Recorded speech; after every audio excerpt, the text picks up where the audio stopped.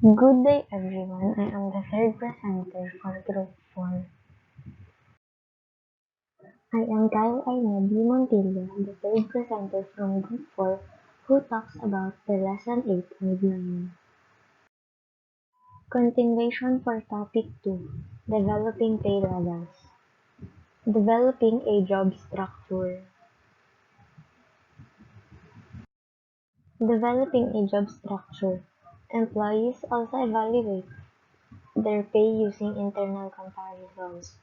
So, for example, a vice president of marketing may expect to be paid roughly the same amount as a vice president of information systems because they are at the same organizational level, with similar levels of responsibility and similar impacts on the organization's performance. A job structure can be defined as the relative worth of various jobs in the organization based on these types of internal comparisons.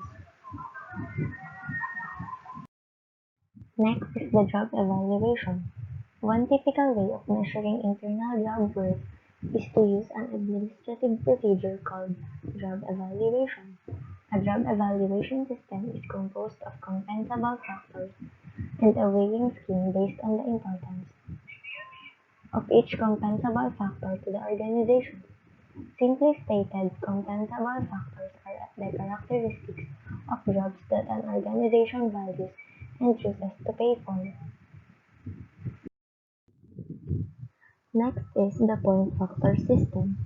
After generating scores for each compensable factor on each job evaluators often apply a weighing scheme to account for the differing importance of the compensable factors to the organization.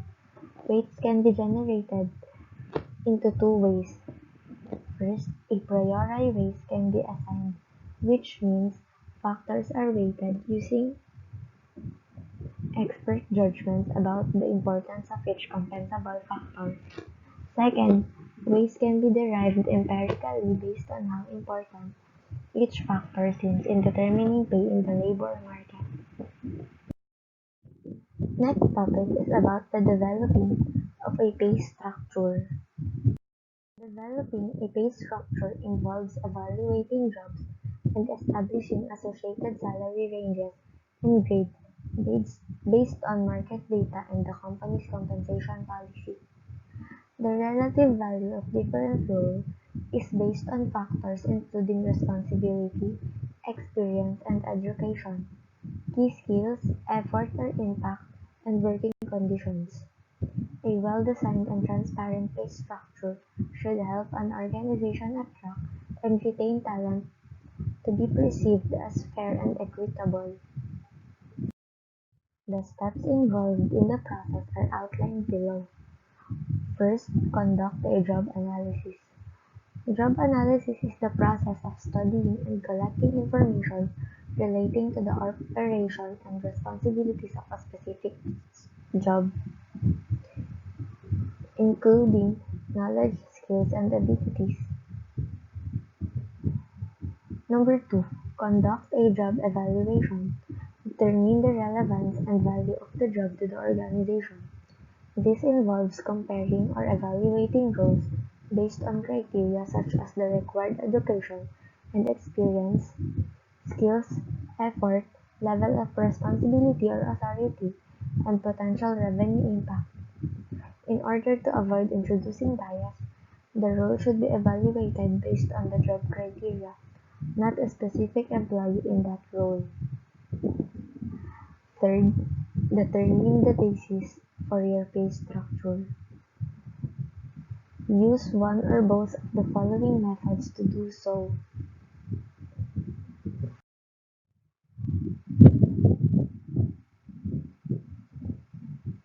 Market pricing or benchmarking. Setting a salary range based on market data. Note that job titles and descriptions aren't necessarily consistent across companies and industries. When conducting research, consider job details or descriptions to select appropriate salary benchmarks. Next is pay grades, establishing salary ranges for job groups. Pay grades are salary ranges established for groups of jobs with a similar value to the organization. For example, multiple sales roles may be included in the same grade if they require the same education, experience, skills, and responsibility. In practice, then, the salaries of every salesperson in the same grade would fall between the minimum and maximum of the range. Next topic is about the market survey data. Market survey is the survey research and analysis of the market for a particular product or service, which includes the investigation into customer inclinations, a study of various customer capabilities such as investment attributes and buying potential. Market surveys are tools to directly collect feedback from the target audience to understand their characteristics, expectations, and requirements. Marketers develop new and exciting strategies for upcoming products or services, but there can be no assurance about the success of these strategies. For this to be successful, marketers should determine the category and features of products or services that the target audiences will readily accept. By doing so, the success of a new avenue can be assured. Most marketing managers depend on market surveys to collect information that would catalyze the market research process. Also, the feedback received from these surveys can be contributory in product marketing and future enhancement. Market surveys collect data about a target market, such as pricing trends, customer requirements, competitor analysis, and other such details. Here are the purpose of market survey. Number 1. Gain critical customer feedback. The main purpose of the market survey is to offer marketing and business managers a platform to obtain critical information about their consumers so that existing customers can be retained and new ones can be got on board. Number 2. Understand customer inclination towards purchasing products. Details such as whether the customers will spend a certain amount of money for their products or services, inclination levels among customers about upcoming features or products, what are their thoughts about the competitor products, and other more. Number 3. Enhance existing products and services. A market survey can also be implemented with the purpose of improving existing products, analyze customer satisfaction levels along with getting data about their perception of the market, and build a buyer persona using information from existing clientele database. Lastly, make well-informed business decisions. Data gathered using market surveys is instrumental in making major changes in the business, which reduces the degree of risk involving in taking important business decisions. Lesson 9, Topic 3: The importance of process, participation, and communication. Employee participation in compensation decision-making can take many forms. For example, employees may serve on task forces charged with recommending and designing a pay program. They may also be asked to help communicate and explain its rationale. This is particularly true in the case of job evaluation, as well as many of the programs discussed in the next chapter. To date, for what are perhaps obvious reasons, employee participation in pay level decisions remains fairly rare. It is important to distinguish between participation by those affected by policies and those who must actually implement the policies. Managers are in the latter group and often in the former group at the same time. As in other areas of human resource management, line managers are typically responsible for making policies work. Their intimate involvement in any change to existing pay practices is of course necessary. Communication is the organizational practice that determines how pay information is shared and communicated to current and prospective employees. That pay information includes pay ranges, raise processes, and total compensation packages. Pay communication doesn't mean total pay transparency. You don't have to post salaries publicly for all to see and discuss like the NFL. Having a pay communication strategy simply means being intentional about what you do share and how you communicate compensation to your employees and prospects. A dramatic example of the importance of communication was found in a study of how an organization communicated pay cuts to its employees and the effects on the theft rates and perceived equity.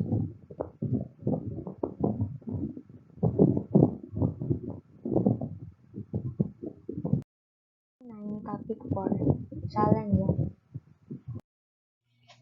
Problems with job-based pay structures. The approach taken in this chapter, that of defining pay structures in terms of jobs and their associated responsibilities, remains the most widely used in practice. However, job-based pay structures have a number of potential limitations. First, they may have encouraged bureaucracy. The job description sets out specific tasks and activities for which the incumbent is responsible and by implication, those for which the incumbent is not responsible. Although this facilitates performance evaluation and control by the manager, it can also encourage a lack of flexibility and a lack of initiative on the part of employees. Second, the structure's hierarchical nature enforces a top-down decision-making